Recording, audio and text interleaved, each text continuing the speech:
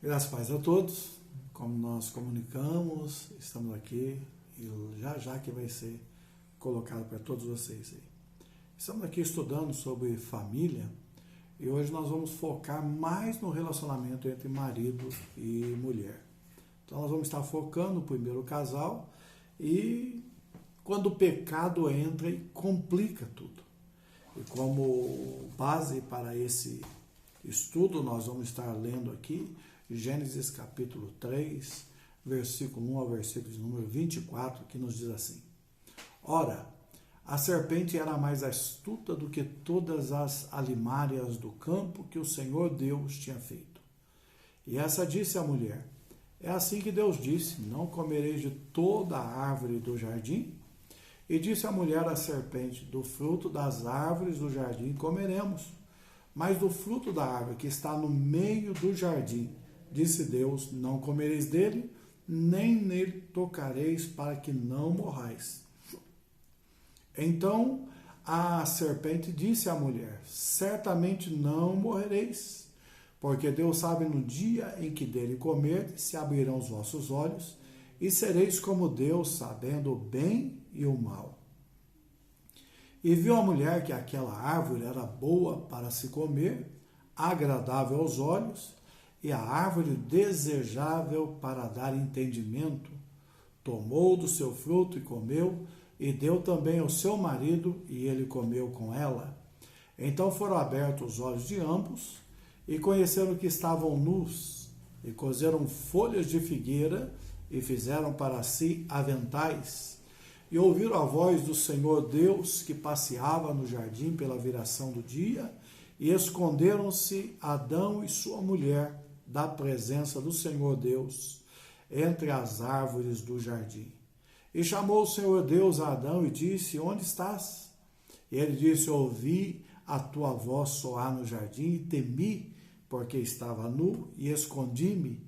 Então disse Deus: Quem te mostrou que estava nu? Comeste tu da árvore que te ordenei que não comesses? Então disse Adão: A mulher que me deste por companheira, ela me deu da árvore e comi. E disse o Senhor à mulher: Por que fizeste isso? E disse a mulher: A serpente me enganou e eu comi. Então o Senhor Deus disse à serpente: Porquanto fizeste isso, maldita serás mais do que toda a fera, e mais do que todos os animais do campo. Sob o teu ventre andarás, e pó comerás todos os dias da tua vida. Porém, inimizade entre ti e a mulher, e entre a tua semente e a sua semente. Esta te ferirá a cabeça, e tu lhe ferirás o calcanhar. E a mulher disse: Multiplicarei grandemente a tua dor e a tua conceição. Com dor darás à luz a filhos, e o teu desejo será para o teu marido, e ele te dominará. Então disse a Adão: Porquanto deste ouvido à voz de tua mulher, e comeste da árvore que te ordenei, dizendo: Não comerás dela, maldita é a terra por causa de ti, com dor comerás dela todos os dias da tua vida. Espinhos, cardos também te produzirá, e comerás a erva do campo. No suor do teu rosto comerás o teu pão, e que te tornes a terra, porque dela fostes tomado, porquanto és pó, e em pó te tornarás. E chamou Adão o nome de sua mulher, Eva, porquanto era a mãe de todos os viventes. E fez o Senhor Deus a Adão e a sua mulher túnicas de peles, e os vestiu. Então disse o Senhor Deus: Eis que o homem é como um de nós, sabendo o bem e o mal. Ora, para que não estenda a sua mão e tome também da árvore da vida, e coma e viva eternamente, o Senhor Deus, pois o lançou fora do jardim do Éden para lavrar a terra de que fora tomado. E havendo lançado fora o homem, pôs querubins ao oriente do jardim do Éden, e uma espada inflamada andava ao redor para guardar o caminho da árvore da vida. Vamos orar? Pai, lida foi a tua palavra e, Senhor, pedimos por misericórdia, venha abrir o nosso entendimento. Venha nos dar a compreensão da tua palavra, Senhor. Precisamos, ó Pai querido, estar abertos a ouvir a tua voz, Senhor. Que eu seja a tua boca falando a todos aqueles que estão nos ouvindo nesta hora, em o nome de Jesus. Como nós já dissemos no início, nós vamos focar hoje, mais estritamente o relacionamento marido e mulher. Não vamos olhar a família toda, filhos e outros graus de parentesco, mas vamos focar mais entre marido e mulher.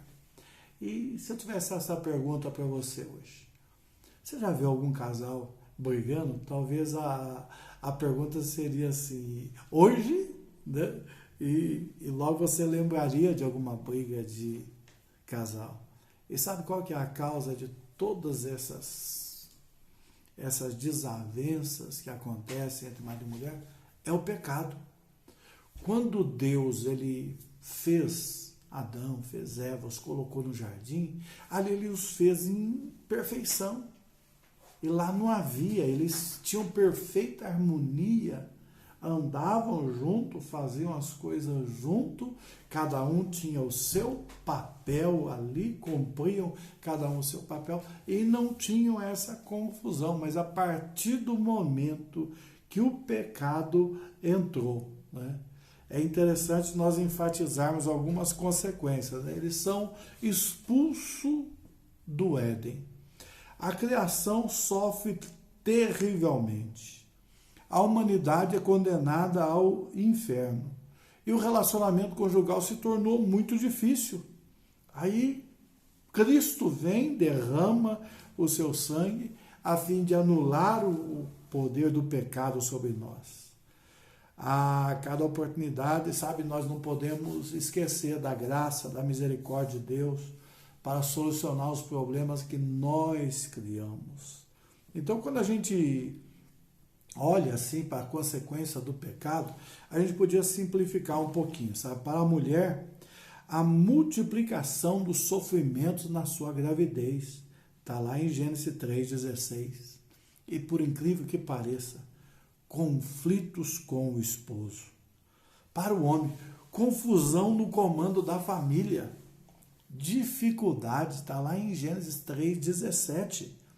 Confusão na ordem natural da vida e confrontação com a sua miséria. Então nós podemos ver que a culpa e a vergonha acabou acompanhando o homem a partir desse momento. Olha só o que diz aqui, essa consequência tão imediata, em Gênesis 3,16. Vendo a mulher que a árvore era boa para se comer, agradável aos olhos, e a árvore desejável para dar entendimento, tomou do fruto, comeu e deu ao seu marido, e ele comeu também. É interessante que o pecado, à primeira vista, ele sempre vai ser agradável. Satanás, ele não vai mostrar nunca a consequência, ele nunca vai mostrar a destruição que o pecado vai fazer. Mas, pelo contrário, ele mostra o prazer que aquilo pode causar momentaneamente.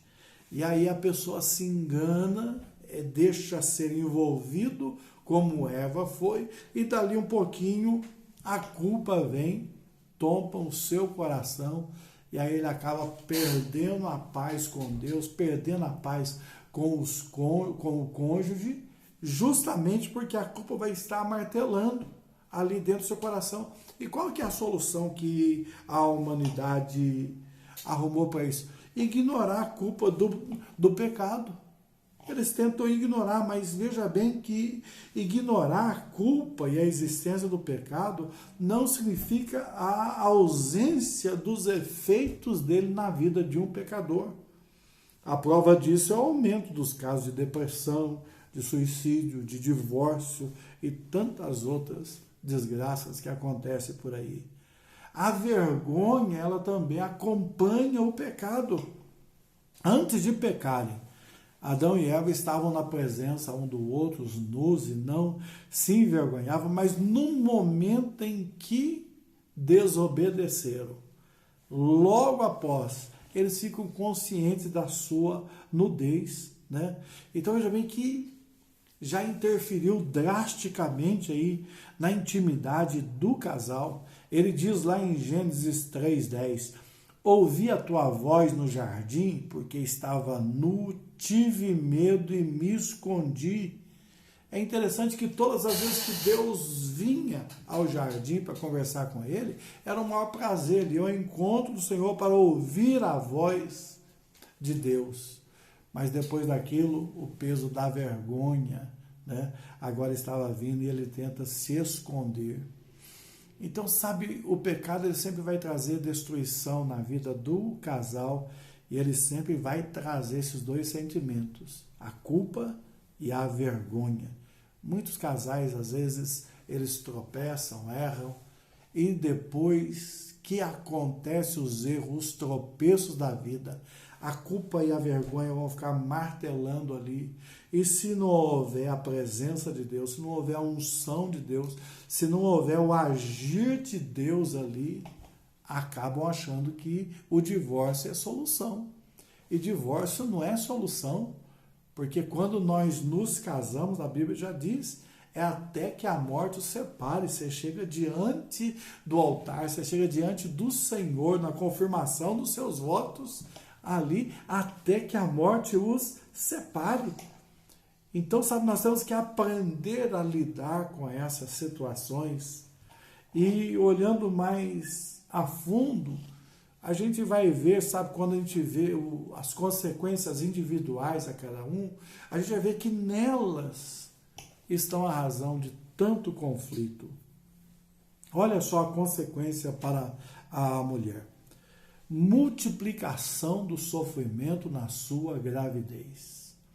Não quer dizer que antes, se a mulher ficasse grávida, ela não teria dores, mas eu acho que seria uma dor aceitável, uma dor comum, não seria como é hoje, onde a própria palavra diz multiplicação. O homem não entende muito dessa dor, graças a Deus, porque nós não passamos por isso, mas eu já tive pedra nos rins e algumas mulheres que tiveram gravidez e pedra nos rins, diz que a pedra nos rins, a dor, se botar na balança ali, vai dar o mesmo peso. E, sinceramente, eu pensando na pedrinha nos rins, eu não gostaria de passar por essa dor de novo de forma alguma. Então, uma das consequências foi isso, a multiplicação da dor. A segunda é a que causa conflito com o esposo. A expressão, o teu desejo será para o teu marido, é importante a gente entender, porque nessa daqui está uma confusão, sabe? A preposição que aqui foi traduzido por para, literalmente ela não é para, ela é contra. Então esse versículo ao pé da letra, ele vai ficar assim, o teu desejo será contra o desejo do teu marido. É aonde que acontece as maiores desavenças dentro do lar. O desejo da mulher, muitas vezes, é contra o desejo do marido. A dificuldade em se submeter, a dificuldade em ser submissa, a dificuldade em aceitar o posicionamento que Deus colocou.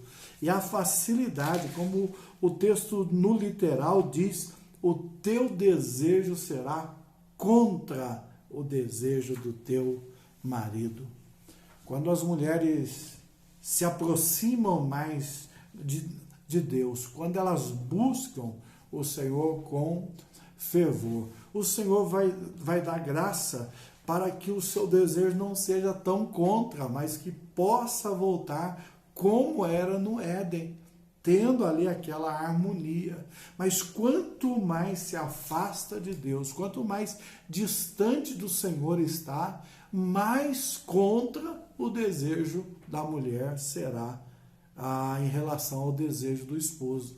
E aí que acontece as maiores brigas, as maiores desavenças, e às vezes de repente parece mais, como o pastor Cláudio Duarte diz, parece mais dois times de futebol, um jogando contra o outro, do que o mesmo time em harmonia para chegar até o gol e serem campeão. Parece mais um jogo contra um ao outro do que os dois estando trabalhando para o mesmo lado. Então, sabe, por isso que a Bíblia diz que a mulher sábia edifica o seu lar, porque o desejo dela deixa de ser contra o desejo do seu marido e ela começa a trabalhar para que o seu marido se torne uma pessoa honrada, ela vai ser uma ajudadora. Quantas que se levantam terrivelmente contra o desejo do marido. Eu já vi mulher destruir casamento, destruir ministério, destruir chamado de esposo. O esposo tem ministério, tem chamado de Deus, tem ali algo a cumprir diante do Senhor e de repente serem destruídos porque a mulher se levantou contra, ela se distancia do Senhor e passa a jogar contra em vez de jogar a favor. A consequência para o homem, a confusão no comando da família, né? Visto que atendestes à voz da tua mulher. Essa palavra revela quando Adão perdeu a liderança do lar. Sabe, quando Eva chega com aquele fruto e fala, Adão, eu comi desse fruto aqui, qual seria a posição do líder? Qual seria a posição do sacerdote? Seria olhar para ela e falar, mas você ficou louca. Como é que você comeu? Como é que você desobedeceu ao Senhor? Não é para fazer isso. E automaticamente, quando o Senhor entrasse no jardim, o líder, o sacerdote, aquele que tem a posição dada por Deus de estar direcionando o lar, ele se colocaria diante do Senhor e diria, Senhor, Eva comeu desse fruto, mas usa de misericórdia. Já haveria ali um pedido de intercessão, mas em vez disso, o que ele faz? Ele abre mão do sacerdócio e come junto com ela. Então, veja bem que não é pecado o marido, às vezes, sentar, ouvir a mulher e os dois tomarem decisões junto, mas o marido que abre mão do sacerdócio e passa a ser guiado, dirigido pela mulher, infelizmente nós vamos nos arremeter no caso de Acabe e Jezabel, né? Acabe estava ali e ele acaba se tornando um boneco, um fantoche na mão de Jezabel, que ora jogava para lá, ora jogava para cá, e ele acaba sendo ali aquele boneco comandado por Jezabel. Então, sabe, todos aqueles que entregam a liderança do seu lar, todos aqueles que abrem mão dessa liderança, eles acabam entrando nesse conflito aí. Dá uma olhada, por causa de abrir mão da liderança, a terra foi amaldiçoada. É a confusão natural da vida.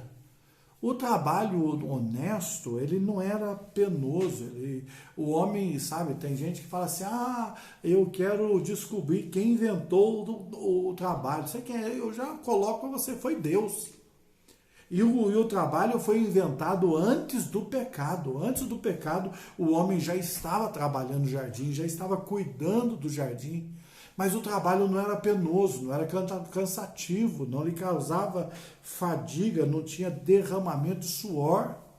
ele passa a ser penoso depois que a terra foi amaldiçoada. Até lá, a terra só produzia coisa boa. Qual era o trabalho? Colher o fruto que ele queria participar, colher o fruto que ele queria comer. Depois disso, não, a terra já começa a produzir veneno, produzir espinho. Agora, para lavrar, ele tinha que cortar o espinho primeiro. Para plantar, ele tinha que limpar a terra primeiro. Então, agora se torna cansativo. E pensa bem, ele nesse trabalho, ele se confronta com a sua miséria todos os dias, ao remover a terra ali, ao trabalhar a terra, vinha à sua mente: um dia eu vou voltar, eu agora deixei de ser, eu agora faço parte também da morte. A morte não estava no projeto original, mas agora a morte entrou como consequência do pecado, e um dia eu vou morrer, vou virar pó de novo, como consequência do pecado. Então, enquanto ele estava ali, trabalhando a terra, cortando os espinhos, olhando para a terra, ele é confrontado com a sua própria miséria. Um dia eu vou voltar para a terra, um dia eu vou ser sepultado na terra, eu vou me desfazer, o meu corpo vai se desfazer na terra, porque eu não obedeci, porque eu não fui o sacerdote do meu lar, porque eu abri mão da liderança, porque eu dei ouvidos a conselhos que não poderia ter dado. Eu entrei por caminhos que me conduziram ao erro. E aí, olhando para essa desordem toda que virou da perfeição do Éden, e quando estamos fora do Éden, essa desordem, a perfeição se torna essa desordem. Será que dá para ter alguma esperança? Romanos capítulo 5, versículo 20 diz: onde abundou o pecado, a graça superabundou. É por isso que Deus chega lá. Deus chega lá para conversar com Adão. Adão, onde estás, Adão? E quando ele chega e começa ali a conversar com o Senhor, ele vê que Satanás havia enganado ele, porque ele já era a semelhança de Deus. E Satanás fala: peca que você vai se tornar semelhante a ele. Ele era semelhante quando estava em santidade. E o pecado tirou essa semelhança dele. Mas ali já vem essa promessa gloriosa: eu não vou abrir mão de vocês.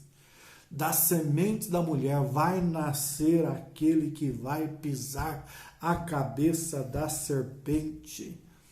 E ainda que Adão tenta dar uma remediada ali, tenta dar a sua solução, cozendo folhas ali, fazendo uma vestimenta para cobrir a sua nudez, Deus fala: não, não é assim.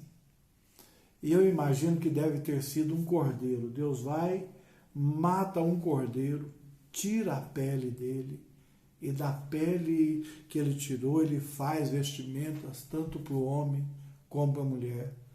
Deus estava olhando para eles e dizendo: olha, para que eu restaure vocês, vai ter preço de sangue. Não tem outra solução, não tem outro caminho. E ele aponta para Jesus, aquele que iria para o Calvário, morrer em nosso lugar para nos restaurar. Então, sabe, a melhor explicação sobre o casal é você imaginar uma pirâmide. Sabe, você coloca o homem e a mulher e Deus aqui em cima. Se você pensar nessa pirâmide, quanto mais os dois se aproximam de Deus, consequentemente, eles se aproximam um do outro. Quanto mais perto de Deus, mais perto um do outro. Quanto mais eles se distanciam de Deus, mais se distanciam um do outro. Não existe paz entre um casal sem a presença de Deus. Concluindo, não se iluda. Assim como no passado outra voz entrou na vida do casal Adão e Eva, hoje também isso acontece na vida de casais, para confundi-los e desviá-los da voz de Deus e da sua vontade.